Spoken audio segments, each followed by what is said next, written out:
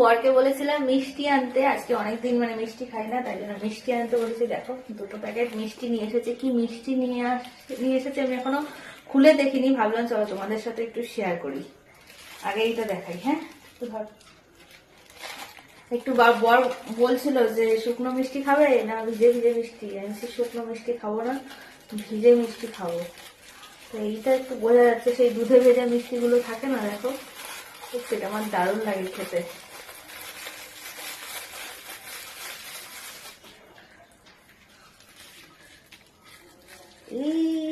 পড়িস না বাবা, একটু ধর। হ্যাঁ এদিকে একটু। হ্যাঁ হ্যাঁ হ্যাঁ,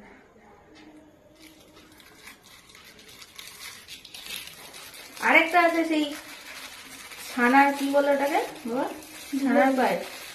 এ বাবা, এটা পুরো ভরে গেল। ও একদম একটু টেস্ট করে নিলাম।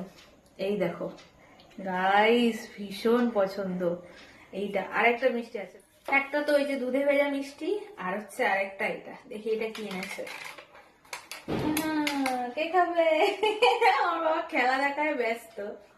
ওয়াও, এই যে এই দেখো বাবা, আলোতে পুরো ইসে হচ্ছে, দূর থেকে দেখায়। এটা কি মিষ্টি, মিষ্টির নাম জানি না, বরকে জিজ্ঞেস করেছি, বর বলেছে জানি না। আমিও জানি না, তোমরা যদি কেউ জেনে থাকো কমেন্টে জানিও। তো চলো এখনের মতো টাটা। আজকে রুটি, ঘুগনি আর হচ্ছে মিষ্টি, এই হচ্ছে আজকে আমাদের ডিনার। চলো টাটা।